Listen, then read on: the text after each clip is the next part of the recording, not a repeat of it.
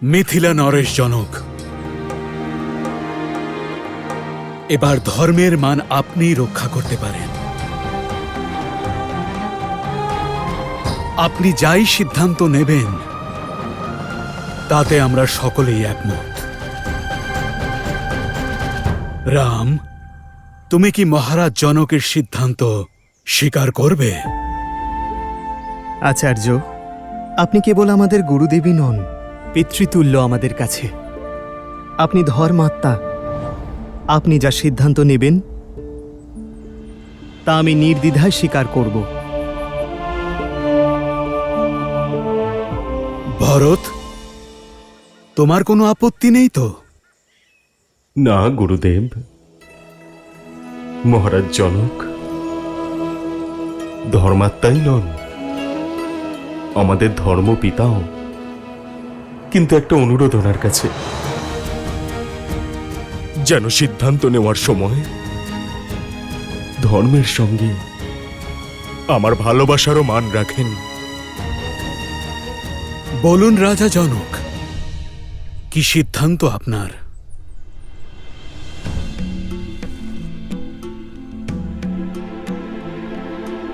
কোনো সিদ্ধান্ত নেওয়ার আগে আমি আমার ভাগ্যকে ধন্যবাদ জানাই যে আমি এই ধর্মসভায় উপস্থিত হওয়ার সুযোগ পেয়েছি।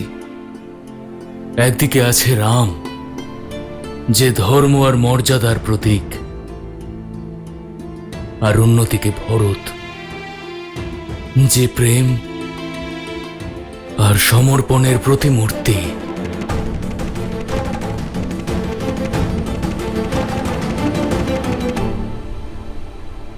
হে মহাদেব, এই সিদ্ধান্ত কঠিন। আমায় সৎবুদ্ধি দিন, পথ দেখান, যেন আমি সঠিক সিদ্ধান্ত নিতে পারি। হর হর মহাদেব।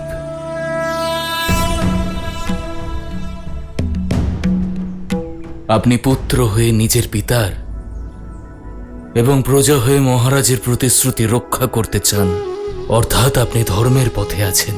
শাস্ত্রেও বলা হয়েছে ধর্ম রক্ষতি রক্ষিত, অর্থাৎ যে ধর্মের রক্ষা করে ধর্ম তাকে রক্ষা করে। তুমি ধর্মের পথে আছো। আর ভরত, তুমি তোমার হৃদয়ে নিজের দাদার প্রতি প্রেম এবং ভক্তির সেই প্রবাহ আছে যার প্রভাবে স্বয়ং বিষ্ণুও প্রভাবিত হতে পারেন, যিনি নিজের ভক্ত প্রহ্লাদকে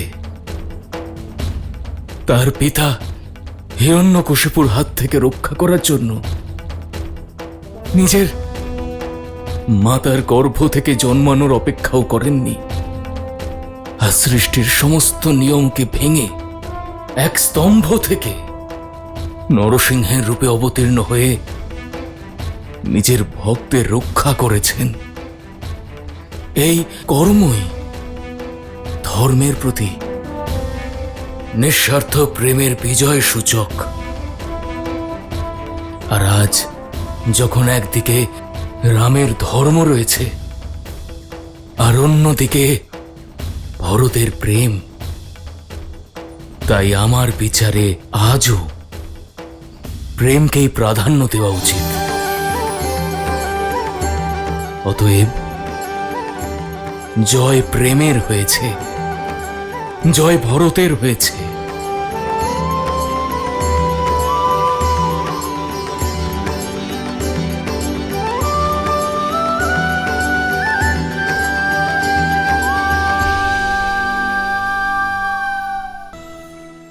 তার মানে হচ্ছে আমি আমার দাদাকে অযোধ্যায় নিয়ে যেতে পারি, আমার ইচ্ছে পূরণ করতে পারি। ভালোবাসার নিজস্ব কিছু নিয়ম থাকে কুমার। ভালোবাসায় প্রথমে আমরা তাদের কথা ভাবি যাদের আমরা ভালোবাসি। ভালোবাসায় স্বার্থ নয়, বরং ত্যাগ করাই হলো মূল। নিজের ইচ্ছা পূরণ নয়, তাই আমি আপনাকে এই পরামর্শই দেব যে আপনি নিঃস্বার্থভাবে শুধুমাত্র ভালোবাসা দিয়ে স্বয়ং শ্রীরামকে জিজ্ঞাসা করুন যে ওনার সিদ্ধান্তটা কি, ওনার মন কি চায়। উনি যে সিদ্ধান্তই নেবেন তা আপনি পবিত্র ফুল মনে করে শিরোধার্য করুন। এই হলো আমার পরামর্শ এবং এই আমার সিদ্ধান্ত। মহারাজা জনক, আপনাকে কোটি কোটি ধন্যবাদ। নিঃস্বার্থ প্রেমের প্রকৃত অর্থ আজ বুঝতে পেরেছি আমি। আর তার জন্য আমি সর্বদা আপনার কাছে কৃতজ্ঞ থাকব।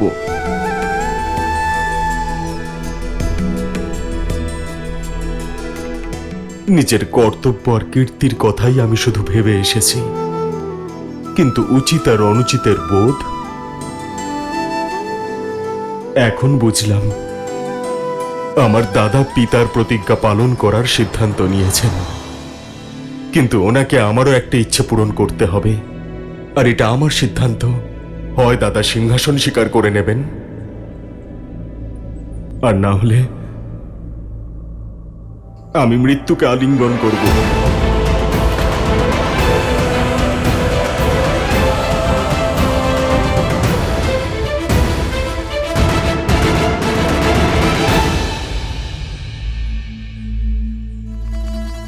তোমার ভালোবাসা আমাকে দুর্বল করে দিচ্ছে ভরত। তুমি আমাকে অযোধ্যার রাজ সিংহাসনে বসতে দেখতে চাও তো? তাহলে ঠিক আছে, তোমার প্রসন্নতার জন্য আমি তা মেনে নিচ্ছি। সত্যি দাদা? হ্যাঁ ভরত, কিন্তু পিতার প্রতিশ্রুতি ভঙ্গ করার সাহস আমার মধ্যে এখনো নেই। আমাকে 14 বছরের বনবাস কাটিয়ে আসতে দাও ভরত। তারপর আমি তোমার থেকে অযোধ্যার রাজ সিংহাসন গ্রহণ করব। ততদিন আমি অযোধ্যার ভার তোমাকে দিলাম। তুমি মহান দাদা, তুমি মহান। তুমি তোমার ধর্ম আর আমার ভালোবাসা দুটোরই সম্মান রেখেছ। হয়তো আমার জন্য এই পাপের এটাই শাস্তি যে 14 বছর পর্যন্ত তোমার সঙ্গে বিচ্ছেদের অসহনীয় কষ্ট আমায় সহ্য করতে হবে।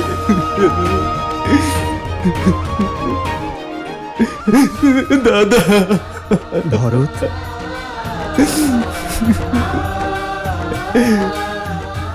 হৃদয় কখনো শরীর থেকে ভিন্ন হয়?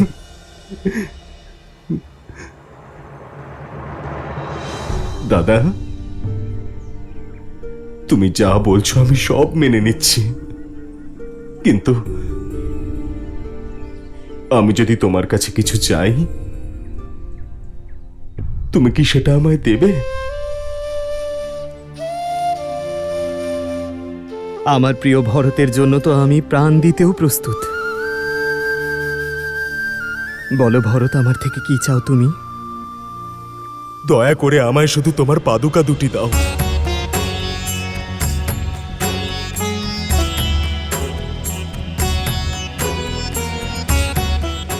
অযোধ্যার রাজ্যভার অনেক বড় দায়িত্ব। আর যেই সিংহাসনের উপর আমার দাদা রামের অধিকার রয়েছে, সেই সিংহাসনের উপর বসার দুঃসাহস আমি দেখাতে পারবো না। অযোধ্যা আর অযোধ্যার রাজ সিংহাসন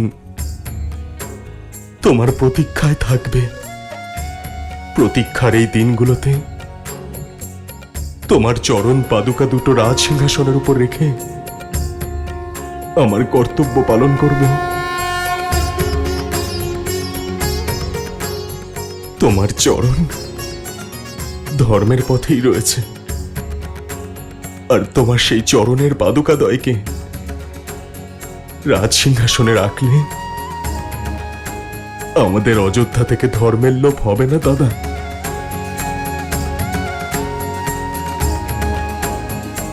ভরত, তোমার এই ভ্রাতৃপ্রেম অমর থাকবে। তোমার নাম শুধু উচ্চারণ করলে সকলের পাপ দূর হবে, সকলের মন থেকে দেশ, ঈর্ষা আর লোভের চিন্তা চিরকালের জন্য দূর হয়ে যাবে।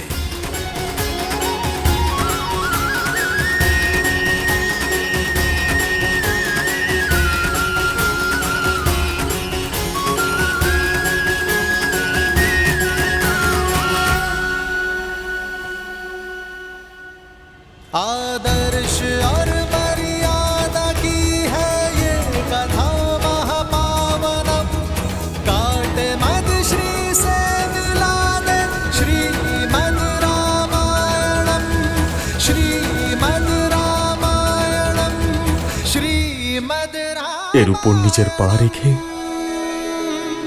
এটা পবিত্র করে দাও দাদা। राम, श्री राम, श्री राम, श्री राम, श्री राम, श्री राम, श्री राम, श्री राम।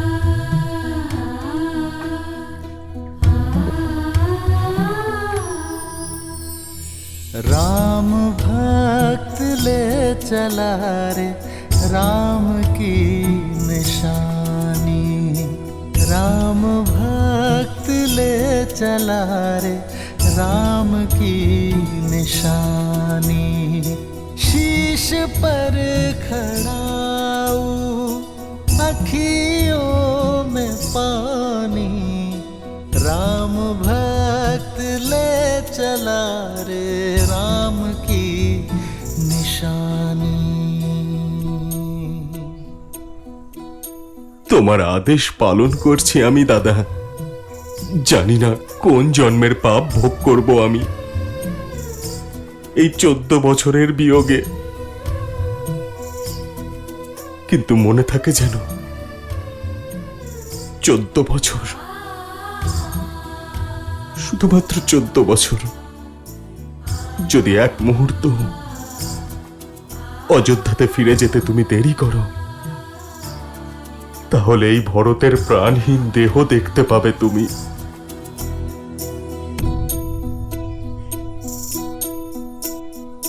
शीश खड़ाऊ ले चला ऐसे राम सिया जी संग हो जैसे, शीश खड़ाऊ ले चला ऐसे राम सिया जी संग हो जैसे, अब इनकी छाँव में रहेगी राजधानी,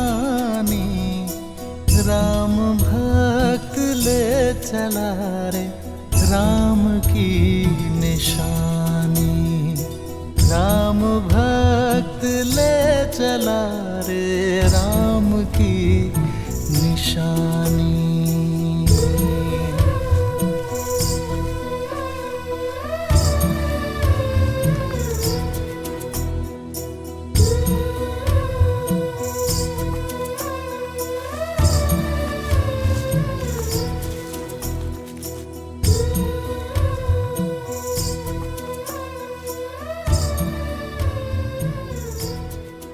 যতটা পবিত্র ভরতের মন, ততটাই পবিত্র তার ভাতৃভক্তি।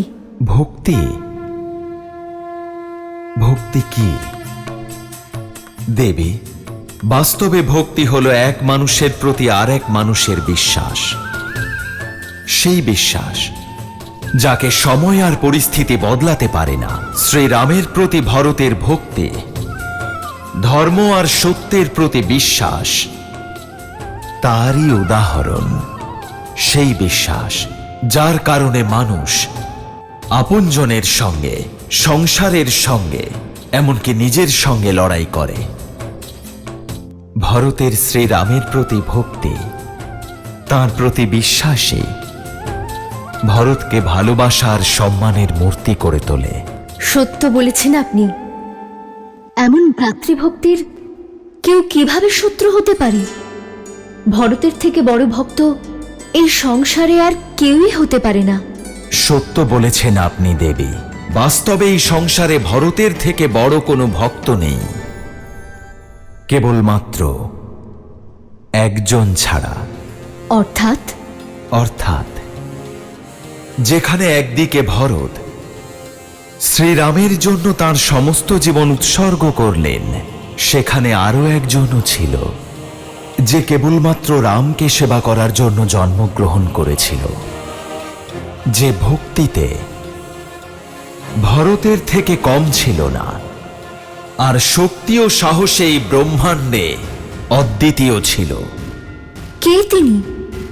কিছু লুকোবেন না আমার থেকে। লুকোচ্ছি না দেবী, একথা সত্য। যদি ভরতের থেকে বড় কোনো রামভক্ত থাকে, সে হল শিব। আর এই কারণে আমার একমাত্র অংশ অবতার রামের সময় পৃথিবীতে জন্ম নিয়েছিল, যাতে সে রাম ও রাবণের এই অভিন্ন কাহিনীর অংশ হতে পারে। অংশ অবতার? হ্যাঁ দেবী, আমার অংশ অবতার, যাকে এই সংসার কখনো ভালোবেসে, কখনো ভয় পেয়ে, আবার কখনো ভক্তিতে ভিন্ন ভিন্ন নামে তাকে ডাকবে। অঞ্জনাদ্রিতে জন্ম, মাতা অঞ্জনীর পুত্র অঞ্জনেয়, পবন পুত্র হনুমান, পবন পুত্র হনুমান। তবে এখন আমার এই অংশ অবতার প্রতীক্ষারত হয়ে আছে তার প্রভু শ্রীরামের সঙ্গে সাক্ষাতের জন্য।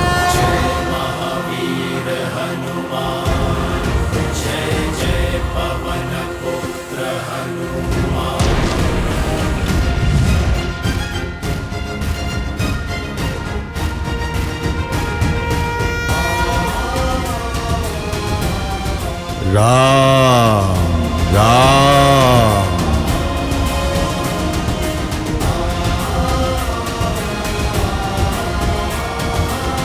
রাম রাম बजरंग बली हनुमान, जय जय महाबली हनुमान।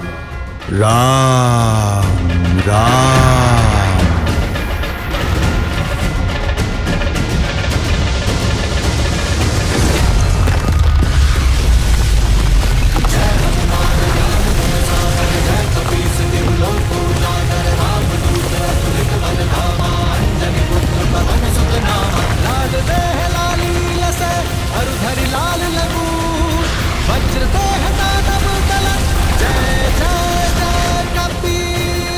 মনে হচ্ছে কোনো ভূমিকম্প হচ্ছে। মহারাজ সুগ্রীবের সেনাপতি এই হনুমান ভূমিকম্পের চেয়ে কম নাকি? রাম রাম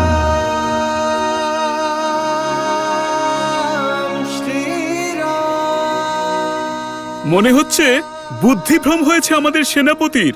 রাম নামের কোনো মানুষকে নিজের আরাধ্য মনে করছেন। রাম রাম আর উনি একান্তে করছেনই বা কি?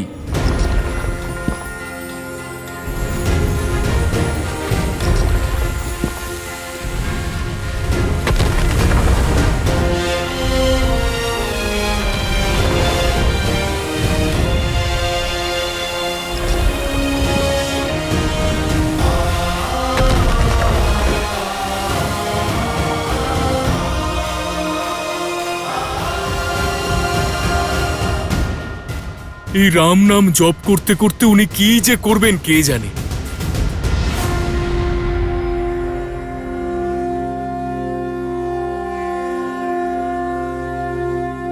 राम राम। श्री गुरु चरण सरोज रज, निज मनु मुकुरु सुधारी। बरनौ रघुबर बिमल जसु, जो दायकु फल चारी।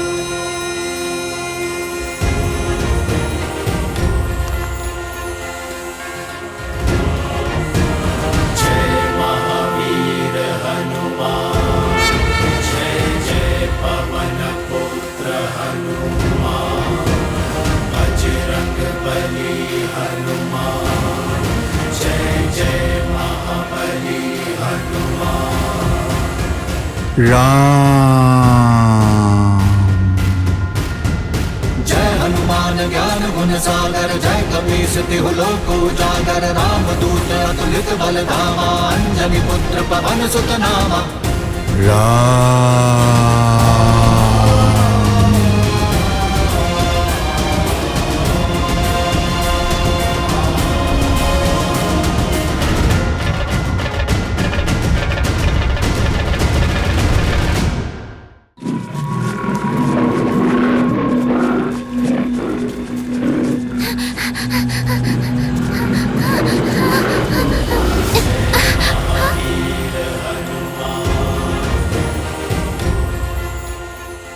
বালকেরা, কার ভয়ে তোমরা পালাচ্ছিলে? ভালো আছে হনুমান কাকা, আপনি এসেছেন। আমরা তো ভয় পেয়ে গিয়েছিলাম। যতক্ষণ তুমি ভয়ের থেকে পালাবে, ভয় তোমাকে তাড়া করে বেড়াবে। কিন্তু হনুমান কাকা, ওই বাঘ খুব ভয়ঙ্কর। ও তো বানর ভক্ষক হয়ে গেছে। আমাদের খেলার জায়গায় চলে আসে আর তারপর আমাদের খাবার চেষ্টা করে। কুমার অঙ্গদ, তুমি হলে কিষ্কিন্ধার ভবিষ্যৎ। তোমার বন্ধুদের রক্ষা করার পরিবর্তে যদি তুমি ভয় পেয়ে পালাও, তাহলে তুমি কি দৃষ্টান্ত দেবে এই জগৎকে? কিন্তু আমরা ওর সম্মুখীন হব কি করে? ও বিরাট বড় আর আমরা ছোট্ট ছোট্ট বানর। পুত্র অঙ্গদ, মৌমাছিরাও তো নিতান্তই ছোট্ট, কিন্তু কেউ তাদের সাথে শত্রুতা করে না। কারণ আসল সত্য হলো শরীরে নয়, শক্তি থাকে মস্তিষ্কে। আর তাছাড়া তোমার কাছে আরো একটা শক্তি আছে, সাংগঠনিক শক্তি। তোমরা অবশ্যই ছোট, কিন্তু সংখ্যায় তোমরা অনেক। আর বাঘ তো বেচারা একলা। যদি তোমরা একসাথে তার মুখোমুখি হও, তাহলে বাঘ কেন, বড় বড় রাক্ষসেরাও পরাজয় স্বীকার করে নেবে তোমাদের সামনে। কিন্তু কি করে? যখন শক্তি কম থাকে, তখন বুদ্ধি আর একতাই কাজে আসে। চলো একটা বুদ্ধি খাটানো যাক। বজরংবলী হনুমানের জয়, বজরংবলী হনুমানের জয়, বজরংবলী হনুমানের জয়। এক একজন বানর এক একটি গাছে থাকবে আর নজর রাখবে যে বাঘ কোন পথ দিয়ে চলেছে। যে বানরের সামনে দিয়ে বাঘটি যাবে, সেই বানর চিৎকার করে অন্যদের সংকেত দেবে সচেতন করবার জন্য। শুধু সচেতন করলেই হবে না, কোনো শব্দ না করে বাঘকে অনুসরণ করতে হবে, অর্থাৎ ওর পিছু নিতে হবে। কিন্তু চিৎকার থামালে চলবে না। প্রথমে একজন চিৎকার করবে, তারপর দ্বিতীয় জন, তারপর তৃতীয় জন, আর তারপর প্রত্যেকে নিজের চিৎকার অপরের চিৎকারের সঙ্গে তাল মিলিয়ে করবে। তারপর যখন বাঘ কোনো ফাঁকা জায়গায় এসে পড়বে, সবাই একসাথে চিৎকার করবে আর তারপর লাফিয়ে তার সামনে গিয়ে দাঁড়াবে। বাঘ গর্জন করে উঠবে।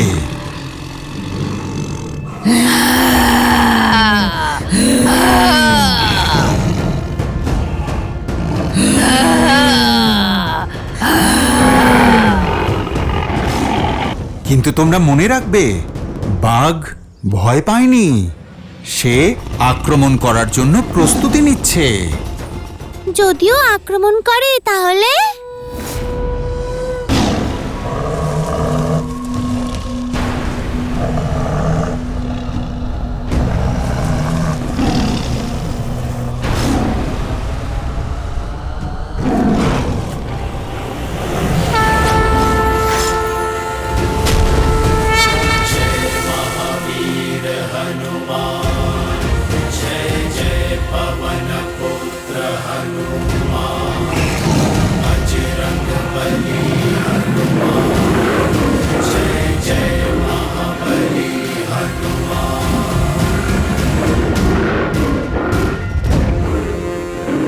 বলেছিলাম না তখন আমি আসব।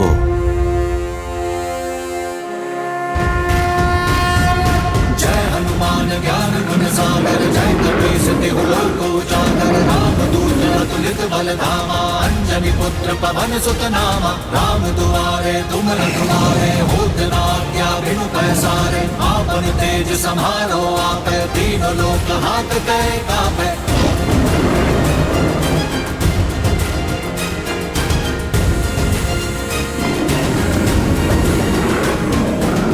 জয় শ্রীরাম, জয় শ্রীরাম,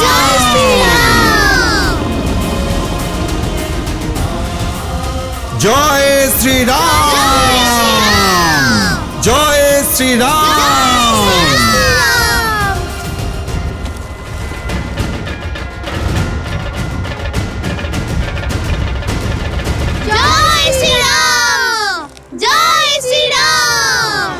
এবার বুঝলে আসল শক্তি বাহুতে নয়, নিজের প্রতি নিজের বিশ্বাসে রয়েছে। তা সেই বাঘ যতই শক্তিশালী হোক না কেন, ছোট ছোট শিশুরাও তাকে পরাজিত করতে পারে। মনে রেখো, ভয়ের চোখে চোখ রেখে বিশ্বাস নিয়ে যদি তাকাও, তাহলে ভয় নিজেই লেজ গুটিয়ে পালিয়ে যাবে। কিন্তু এই বিশ্বাস জাগাবো কি করে হনুমান কাকা? ভক্তি আর শক্তির মধ্যে সামঞ্জস্য রাখতে শেখো। ভক্তি তোমাকে ধর্মের সঙ্গে যুক্ত করবে আর শক্তি কর্মের সঙ্গে। আর এই সঙ্গম তোমাকে তোমার জীবনের সমস্ত কঠিন পরিস্থিতিতে পথ প্রদর্শন করবে। তাহলে আমাদের ভক্তি আর শক্তি দুটোর পার্থক্য দেখান। ঠিক আছে, তাহলে শুরু আঁকড়া থেকেই করা হোক। তোমাকে কুস্তিতে পারদর্শী করে শক্তি অর্জনের যোগ্য করে তুলব, আর যোগ বিদ্যার প্রশিক্ষণ দিয়ে তোমার সিদ্ধি লাভের পথ প্রশস্ত করব।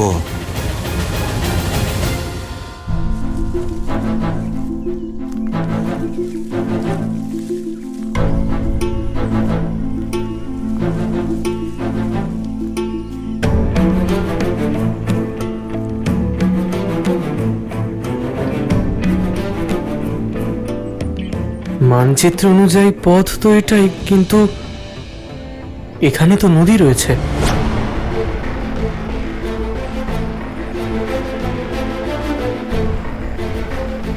হয়তো আমরা পথভ্রষ্ট হয়েছি দাদা।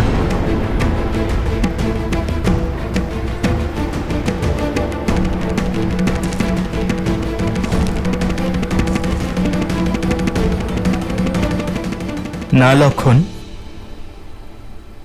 এতক্ষণ আমরা ঋষি ভরদ্বাজের প্রদান করা মানচিত্র অনুযায়ী এসেছি, অর্থাৎ দণ্ডকারণ্যের পথ সামনেই হওয়া উচিত। কিন্তু এখানে তো নদী রয়েছে দাদা। হয়তো ঋষি ভরদ্বাজের মানচিত্র বানাতে গিয়ে কোনো ত্রুটি হয়েছে। না লক্ষণ, ঋষি ভরদ্বাজ অত্যন্ত জ্ঞানী এবং অভিজ্ঞ। উনি এখানে অনেক সময় কাটিয়েছেন। ওনার জ্ঞানকে সন্দেহ করা উচিত হবে না। পথ আমাদের সামনেই আছে লক্ষণ,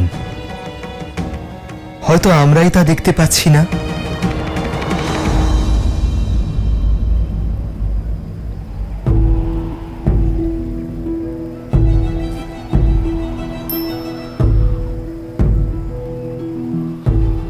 হয়তো এই বনে যেটা যেমন দেখা যাচ্ছে, আসলে তা তেমন নয়।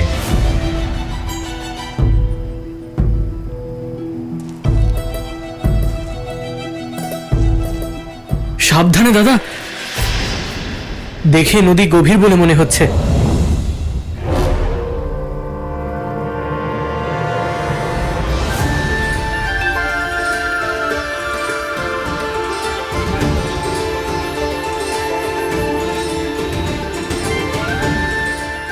এখানে কোনো নদী নেই, এ শুধু চোখের ভুল। ঋষি ভরদ্বাজও বলেছিলেন যে রাক্ষসরা মায়াবী, এটাও আবার তেমনই কোনো মায়া নয় তো? যদি পথ খুঁজতে হয় তবে মায়ার সঙ্গে লড়তে হবে লক্ষণ। হ্যাঁ দাদা। এসো সীতা।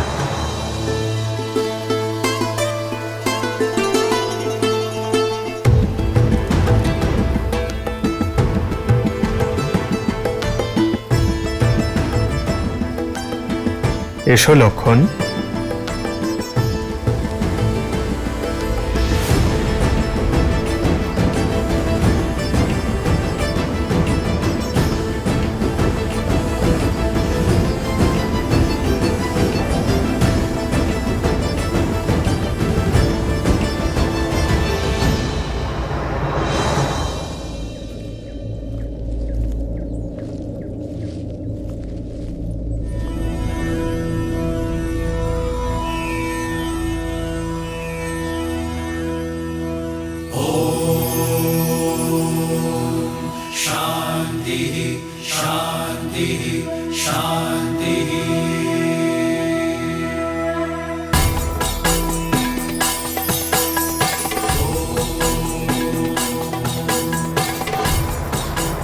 রাম, তুমি এসে গেছো।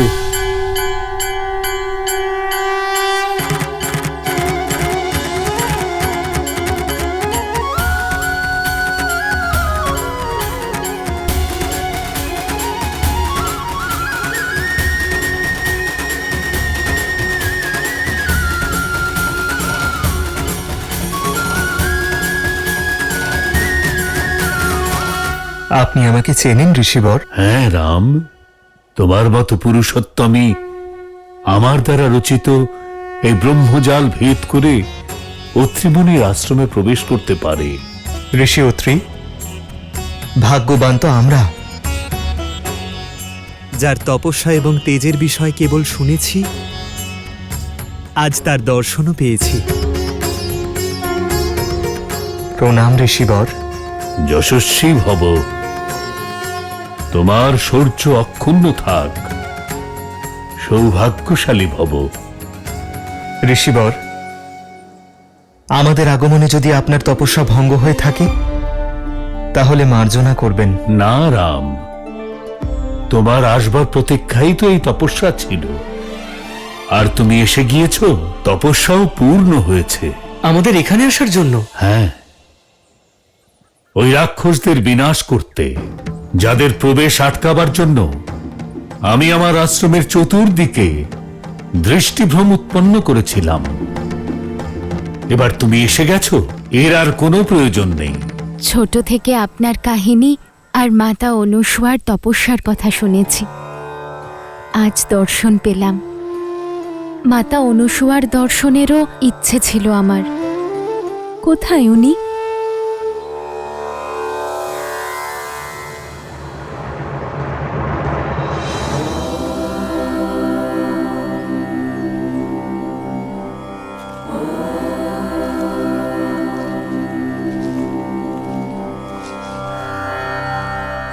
প্রণাম অনুসুয়া মাতা।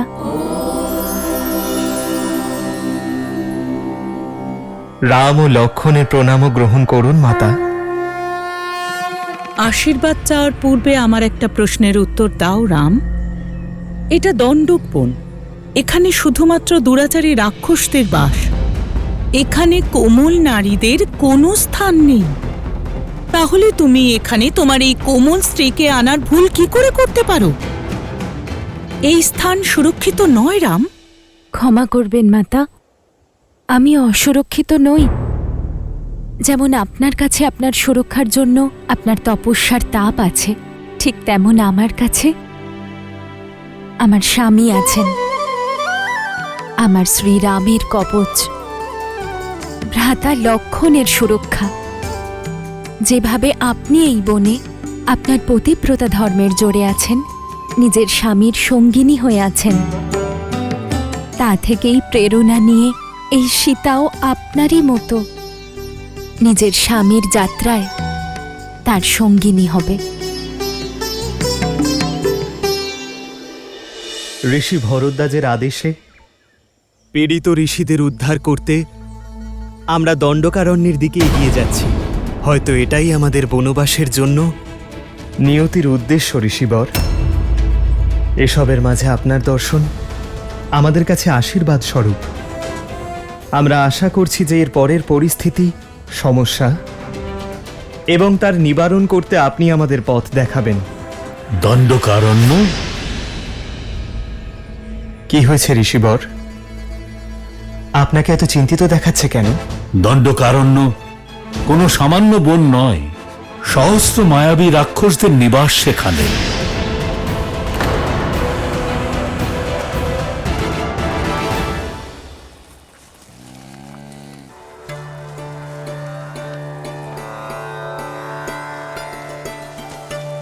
যদি অনুমতি থাকে কিছু জিজ্ঞেস করব মাতা?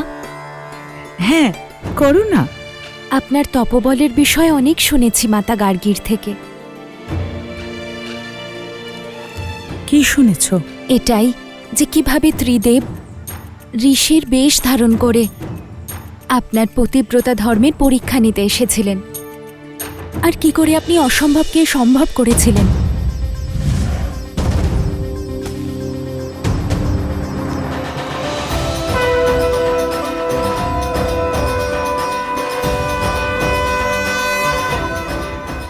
ব্রাহ্মণদের সেবা করা তো গৃহস্থদের ধর্ম। আমি চেষ্টা করেছি আপনাদের আপ্যায়নে যেন কোনো ত্রুটি না থাকে। ভোজন গ্রহণ করুন। অবশ্যই দেবে, কিন্তু স্নান না করে এই ভোজন আমরা গ্রহণ করতে পারি না। এই আশ্রমের জলাশয়ে আমি এক্ষুনি আপনাদের স্নানের ব্যবস্থা করছি। দাঁড়ান দেবে, ধর্ম বলে অতিথির ইচ্ছেকে তাদের ইচ্ছে অনুসারেই পূরণ করা উচিত। আমার বলার অর্থ এটাই যে যদি আপনি স্বয়ং আপনার হাতে আমাদের স্নান করিয়ে দেন, তখনই আমরা এই ভোজন গ্রহণ করব।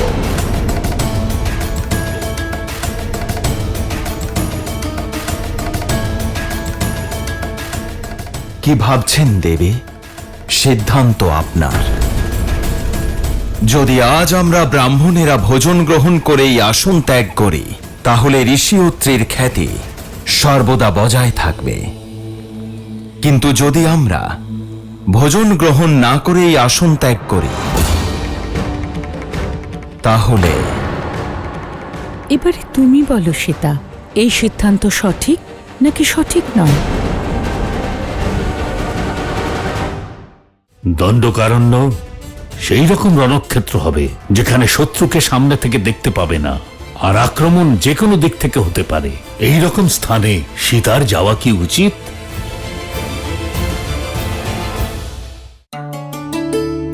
পরিস্থিতি কঠিন অবশ্যই ছিল যে সংসারে এক নারীর পরিচয় তার রূপ আর যৌবন হয়, সেখানে আপনি আপনার বুদ্ধিমত্তা দিয়ে নারীদের কাছে নিদর্শন হয়েছেন। একদিকে ছিল পতিব্রতা ধর্ম আর অন্যদিকে অতিথি ধর্ম। এক ধর্ম পালন করলে অন্যটা বিঘ্নিত হতো। এমন ধর্ম সংকটে আপনি তপস্যার শক্তি দিয়ে যা করেছেন, তাতে শুধু দুই ধর্মই পালন করা হয়নি, বরং এক নারীর মাহাত্ম্য আর নারীর শক্তি এক অন্য দিশা পেয়েছে।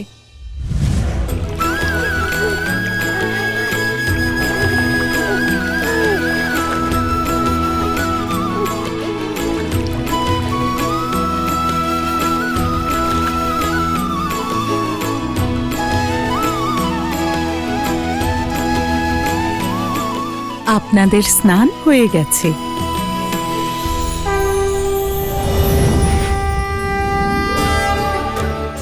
প্রণাম দেবী। আপনারা সকলে আমার কুটিরে? আমি ধন্য হলাম। কিভাবে আপনাদের স্বাগত জানাবো? আমাদের স্বাগত নয়, আপনার সাহায্যের প্রয়োজন। আমাদের স্বামী ত্রিদেব আপনার পরীক্ষা নিতে গিয়েছিলেন, কিন্তু এখনো ফিরে আসেননি। আচ্ছা, অতিথি রূপে ত্রিদেব এসেছিলেন। এই যে ওনারা। নিজেদের স্বামীকে চিনে নিন।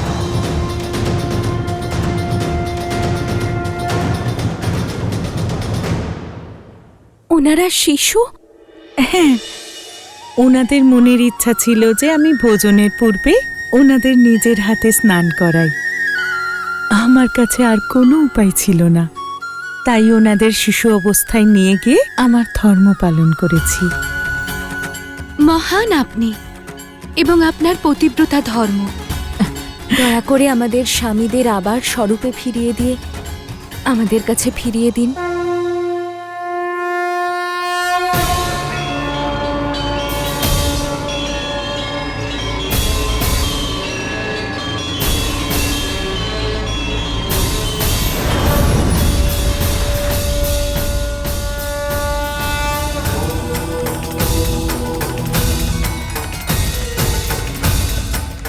দেবী অনসূয়া, সংসারে যখনই পতিব্রতা ধর্মের কথা হবে তখনই আপনার উল্লেখ অবশ্যই হবে। ধন্য আপনার তপস্যা, আপনার ক্ষমতা আর আপনার ধর্ম। আর ধন্য আমরা মাতা, যে আমরা যারা জন্ম নিইনি তারাও আপনার মতো মাতার স্নেহ পেলাম।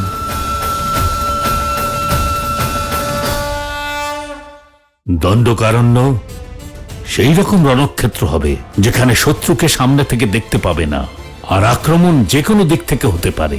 এই রকম স্থানে সীতার যাওয়া কি উচিত? কাহিনী শোনা গুরুত্বপূর্ণ নয়, গুরুত্বপূর্ণ হল শিক্ষা, যা গ্রহণ করা আবশ্যক। এর থেকে তুমি কি শিখলে সীতা? যা শিখেছি তার শক্তির উপর ভর করেই তো এই মায়াবী বনে আসতে পেরেছি মাতা। আমি শিখেছি, যদি কারোর মনে তার জীবন সঙ্গীর প্রতি অসীম প্রেম আর অটল সমর্পণ থাকে, আর নিজের প্রেম আর সমর্পণের উপর সম্পূর্ণ আস্থা থাকে, তাহলে শুধু মায়া কেন, সংসারের সৃষ্টিকর্তা, পালনকর্তা আর বিনাশকারী ত্রিদেব সেই বিশ্বাসকে খণ্ডন করতে পারেন না মাতা। সমগ্র সংসারকে সেই বিশ্বাসের সামনে নতমস্তক হতেই হয়। অদ্ভুত বুদ্ধি তোমার সীতা, তোমার বিচার এবং বুদ্ধি আমার মন জয় করেছে। তুমি আমার মনে নিজের জন্য একটা বিশেষ স্থান করে নিয়েছ সীতা। আমি তোমায় কিছু দিতে চাই। দণ্ডকারণ্য সেই রকম রণক্ষেত্র হবে যেখানে শত্রুকে সামনাসামনি দেখতে পাবে না। এই রকম স্থানে সীতার যাওয়া কি উচিত? যেখানে রাবণের সৎ ভাই খড় দূষণ ছাড়াও অকম্পন, তৃষ্ণা, বিরাদ আর কমণ্ড এইসব মায়াবী রাক্ষসীরা আছে। এবার তুমিই বলো, এই রকম স্থানে একজন স্ত্রীর থাকা কি উচিত?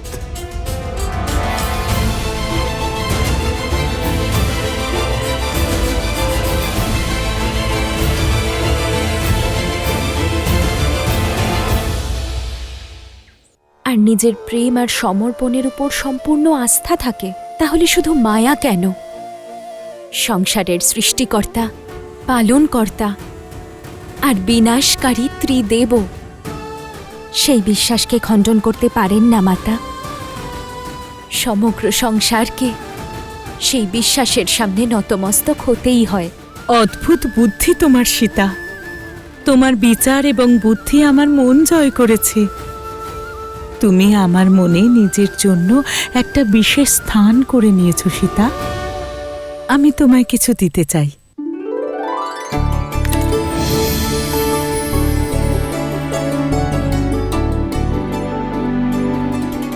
এই দিব্য আভূষণ নাও সীতা, এ আমি স্বয়ং দেবতাদের কাছ থেকে লাভ করেছি। না মাতা, আমি এটা কি করে? মাতা বলছো, অথচ মাতার দেওয়া উপহার কি করে অস্বীকার করতে পারো? মাতা পিতার দেওয়া আভূষণ ভবিষ্যতে সংকট আসলে কন্যাকে সাহায্য করতে পারে। তুমি যদি ভবিষ্যতে বিপদে পড়ো, এগুলো তোমার কাজে লাগবে সীতা।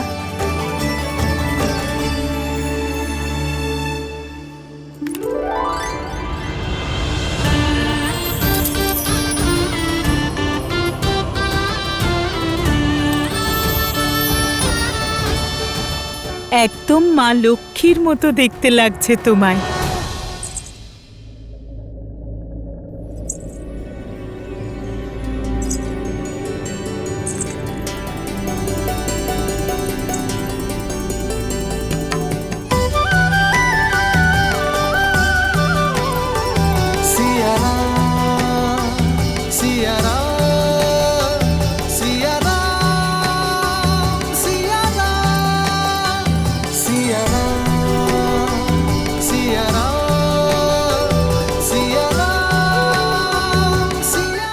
মাতা উপহার দিলেন তাই?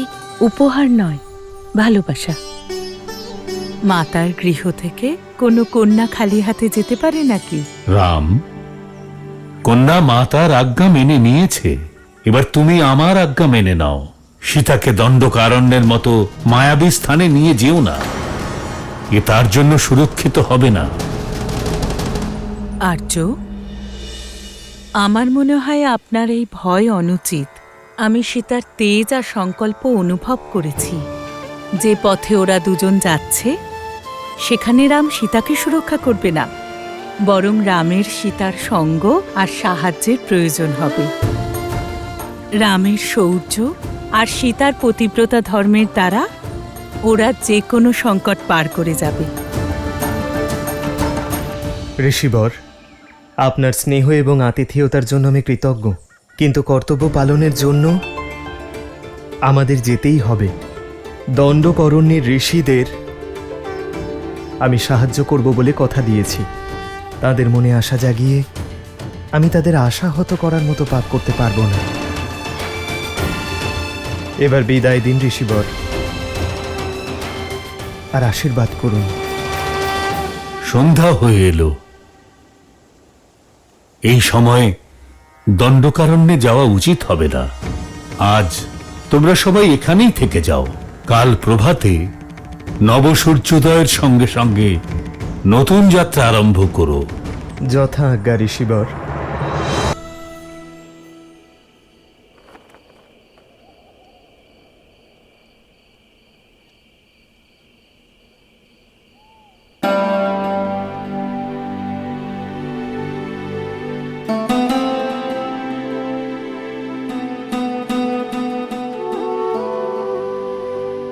আজ আমার সীতা কোথাও হারিয়ে গেছে। আপনার সামনেই তো আছি। আমি তো সাক্ষাৎ দেবী লক্ষ্মীকে দেখতে পাচ্ছি। এমন উপমা আমায় দেবেন না আর্য। আমি শুধু সীতা, আমার বনবাসী রামের সাধারণ স্ত্রী। তোমার এই সারল্য, তোমার সমর্পণ তোমাকে অসাধারণ করে তোলে সীতা। পবিত্রতা এবং সৌন্দর্যের মোহনা তুমি।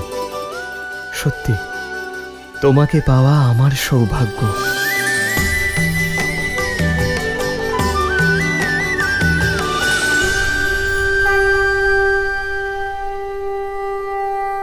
বিজয়ী ভব।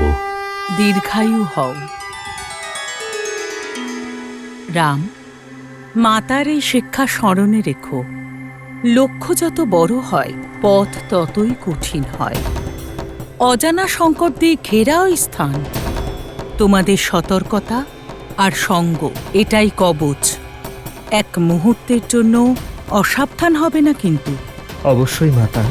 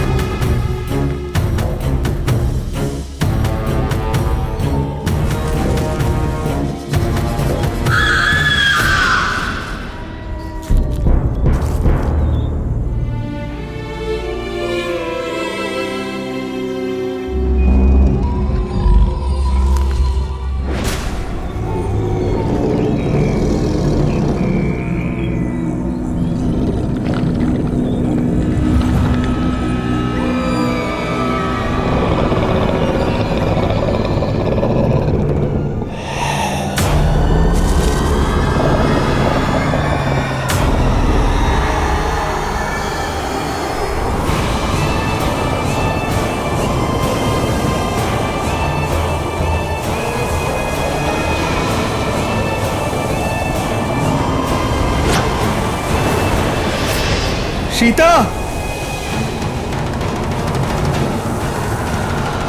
দাদা, এই কেমন মায়াবী ঘূর্ণিঝড়!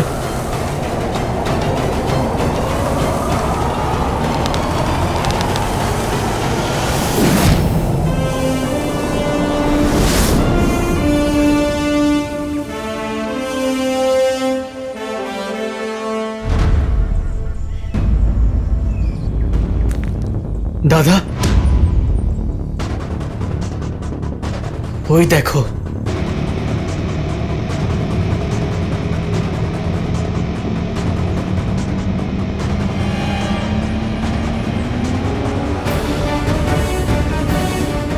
ওই মহাপাপী বিরাট যুবতী নারীদেরই নিজের লক্ষ্য বানায়।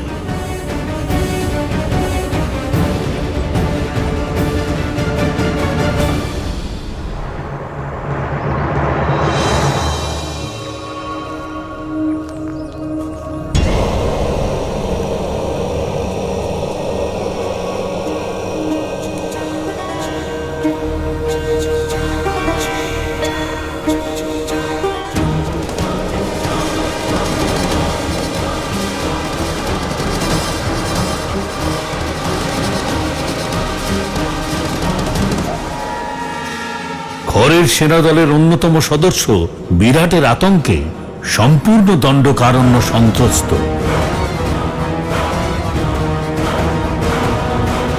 জানি না কত মানুষের সর্বনাশ করেছে এই মহাপাপী। একে সুযোগ নয়, বধ করা আবশ্যক। আমাদের বিরাজকে বধ করতেই হবে লক্ষণ।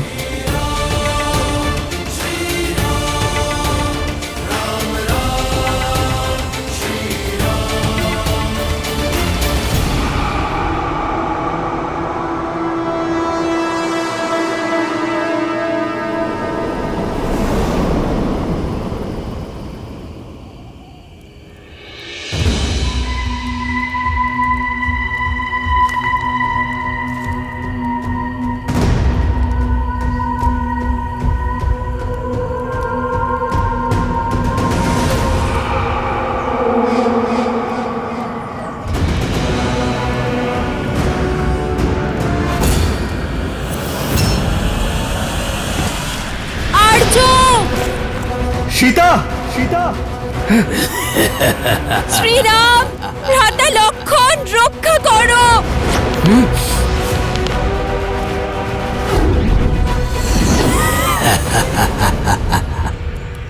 দাদা, এই যে মায়াবী।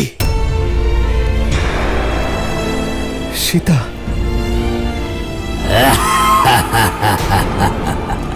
আর্য, ভ্রাতা লক্ষণ, রক্ষা করো।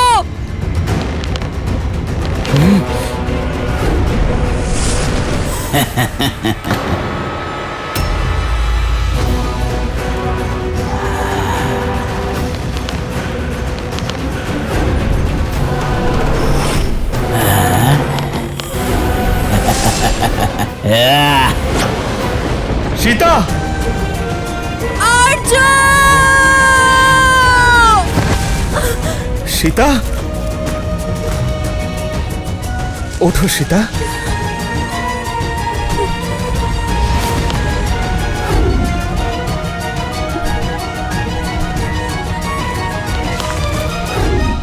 দাদা, ওর ওপর আমাদের তীরের কোনো প্রভাব পড়ছে না।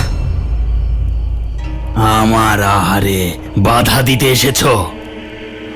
সবার আগে তোমাকে শেষ করব।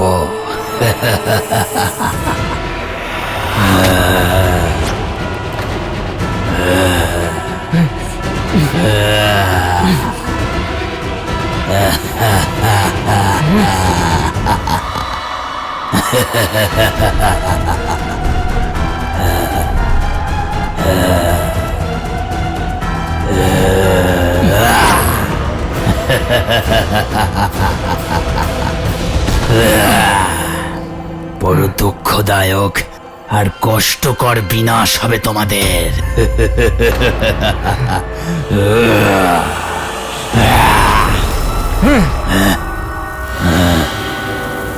দাদা, এই দুষ্টের ওপর তো আমাদের সমস্ত অস্ত্রই প্রভাবহীন। এখন আমরা কি করব? একজন বীরের সব থেকে বড় অস্ত্র তার নিজের শক্তি হয়। লক্ষণ, লক্ষণ, মল্লযুদ্ধের প্রশিক্ষণ মনে আছে তো?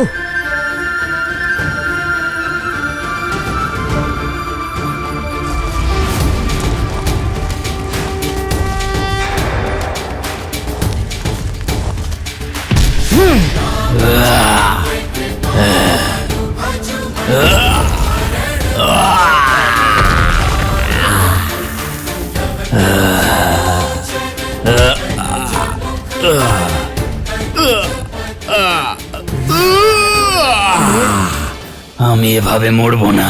আমি অভিশাপ পেয়েছি। আমার মোক্ষ প্রাপ্তি এভাবে ঘটবে না। কোনো লাভ হবে না এসব করে।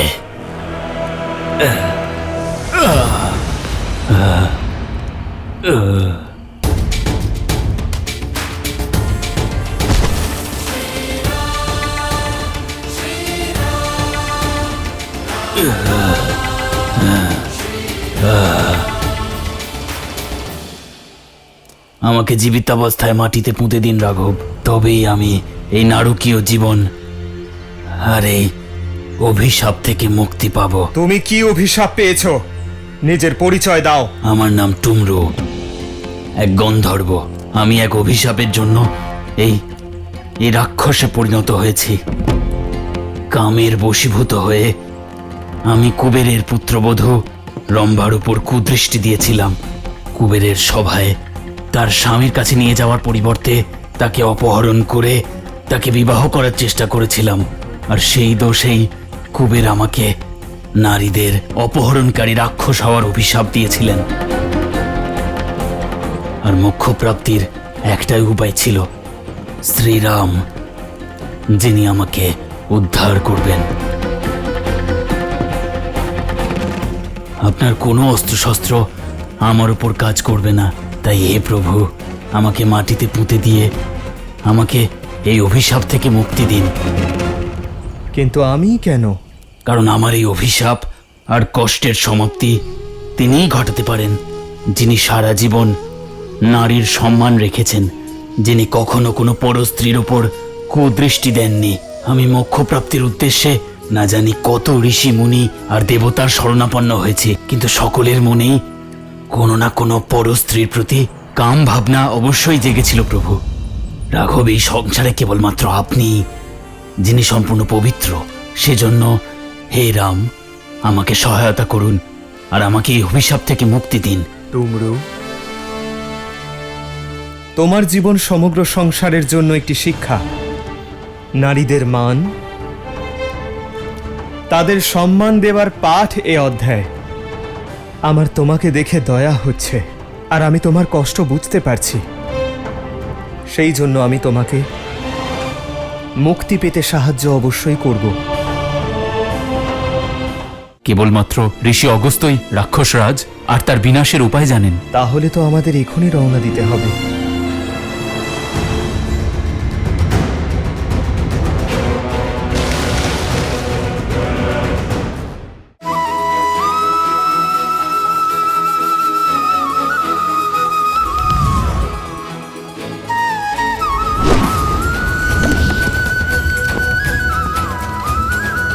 आदर्श और मर्यादा की है ये कथा महापावनम। काटे मद श्री से मिला दे श्रीमद् रामायणम, श्रीमद् रामायणम, श्रीमद् रामायण। আপনি ধন্য মর্যাদা পুরুষোত্তম রাম। আপনি আমাকে মুক্তি দিলেন। আমি এক গন্ধর্ব। সঙ্গীতই আমার জীবন এবং আমার ধর্ম। এখন থেকে আমার সঙ্গীত সর্বদা আপনারই গুণগান করবে। আপনি এখন দক্ষিণ দিকে পঞ্চবটী আশ্রমের দিকে যান। ওখানে অগস্ত্য ঋষির আশ্রম আছে। দণ্ডকারণ্যে সবাই রাক্ষসের ভয়ে আতঙ্কিত, আর সে রাক্ষসদের রাজা হলেন মহাবলী লঙ্কেশ রাবণ। রাবণের অধর্ম আর তার অত্যাচারের কোনো সীমা নেই। এই দণ্ডকারণ্যে না জানি কত নরখাদক ছেড়ে রেখেছে সে। আর এই রাক্ষস সেনার প্রধান হল খড়, যে রাবণের ছায়া হয়ে নিজের ভাই দূষণকে সঙ্গে নিয়ে সবাইকে আতঙ্কিত করে ধর্ম আর মর্যাদার বিনাশ করছে। অধর্ম আর পাপের এই মায়াজাল থেকে বাঁচতে ধর্ম আর পুণ্যের স্থাপনার জন্য প্রভু আপনার ঋষি শরভঙ্গের পরামর্শ প্রয়োজন। তিনিই আপনাকে ঋষি অগস্ত্যর কাছে নিয়ে যাবেন। একমাত্র ঋষি অগস্ত্যই রাক্ষস রাজ এবং তার বিনাশ সম্পর্কে জানেন। শীঘ্র যান রাম। ঋষি শরভঙ্গ তাঁর প্রাণ আপনার সঙ্গে দর্শন করার জন্যই বাঁচিয়ে রেখেছেন। তাহলে তো আমাদের এখনই রওনা দিতে হবে।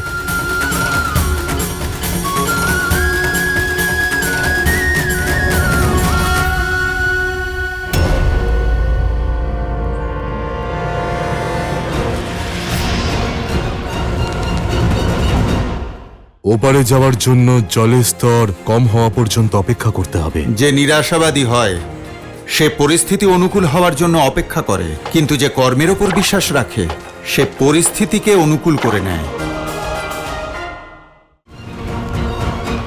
দাঁড়াও লক্ষণ।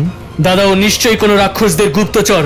ও তার সঙ্গী সাথীদের আমাদের খবর দেওয়ার আগেই আমায় ওকে বধ করতে দাও। লক্ষণ, পেছন থেকে আঘাত করা ধর্মবিরুদ্ধ লক্ষণ। আর এটাই বা কি করে মেনে নি যে সে একজন গুপ্তচর? রঘুকুলের মর্যাদা এবং সম্মান তাদের বংশধরদের শৌর্যে লক্ষণ, কুটিলতায় নয়। তাহলে তো আমাদের ওর পিছু নেওয়া উচিত দাদা। এখন ওই আমাদের খড়ের কাছে নিয়ে যেতে পারে। লক্ষণ, আমাদের উদ্দেশ্য কেবল খড়কে বধ করা নয়, সমগ্র রাক্ষস রাজ্য নির্মূল করা। আমাদের ঋষি শরভঙ্গের কাছে যাওয়া উচিত। এখন শুধু উনি আমাদের পথ দেখাতে পারবেন। ঠিক আছে দাদা। স্বামী, শ্রীরামের কাহিনী শুনতে আমার খুব ভালো লাগে, কিন্তু বনবাসের এমন কিছু মুহূর্ত আছে যা আমাকে আহত করে। আমি বুঝতে পারছি দেবী, কিন্তু বৃক্ষ ছায়ার সুখ তখনই অনুভব করা যায় যখন ব্যক্তি তীব্র রোদে অনেকক্ষণ ধরে তার শরীরকে পোড়ায়। এ কথা সংসারের জন্য এই কারণে আবশ্যক, কারণ তা সংসারকে এই শিক্ষা দেয় যে কষ্ট এক বৃহৎ উদ্দেশ্য সাধনের পথ হতে পারে। আপনি সঠিক বলেছেন, কিন্তু মোক্ষ লাভের পর বিরাট যে সকল সংকটের কথা বলেছিল সেগুলো কি? উদ্দেশ্য যত পবিত্র হয় সেই পথও ততটাই কঠিন হয়। আর শ্রীরামের উদ্দেশ্য তো সংসারে অশুভকে বিনাশ করে শুভ শক্তির প্রকাশ ঘটানো, অধর্মের নাশ করে ধর্ম স্থাপন করা। আর এই যাত্রা তো সবেমাত্র শুরু হয়েছে দেবী। আপনি এটা জেনে রাখুন যে শ্রীরাম দণ্ডকারণ্যের ভেতরে নয়, সংকটের এক মায়াজালের ভেতর প্রবেশ করছেন। বিরাট তো কেবলমাত্র এক অভিশাপের কারণে দানব হয়েছে, কিন্তু এমন অনেকে আছে যাদের স্বভাব পাপ কর্ম করা, যারা ঋষি মুনি আর সজ্জন ব্যক্তিদের কষ্ট দিতে আনন্দ পায়। তাদের বিনাশ শ্রীরামকেই করতে হবে। ভগবান বিষ্ণুর অবতারের কাছে এমন কোন কঠিন কাজ হতে পারে? উনি চাইলে এক মুহূর্তে রাবণের অভিমান আর তার পাপের বিনাশ করতে পারেন। দেবী, রাবণের শক্তি যদি অসীম হয়, তার সৈন্যবল যদি অতুলনীয় হয়, তাহলেও সামনে নারায়ণ আছেন, যার তেজ অলৌকিক। আর সেই তেজের সামনে এই ব্রহ্মাণ্ডের কেউ দাঁড়াতে পারে না। তবে এটা ভুলে যাবেন না যে এই সময়ে শ্রীরামের রূপে নারায়ণ মানুষ রূপে অবতীর্ণ হয়েছেন, আর তাকে যা করতে হবে তা মনুষ্য জীবনের সীমার মধ্যে থেকেই করতে হবে, মর্যাদার সঙ্গেই করতে হবে। কারণ একমাত্র মর্যাদাই শ্রীরামকে ধরিত্রীলোকের নিবাসী করেছে। মানুষ রূপে পাঠিয়েছেন সেই মানুষ যিনি কষ্টও পাবেন, যাকে কঠিন পরিস্থিতির সম্মুখীন হতে হবে, যার শত্রুও থাকবে।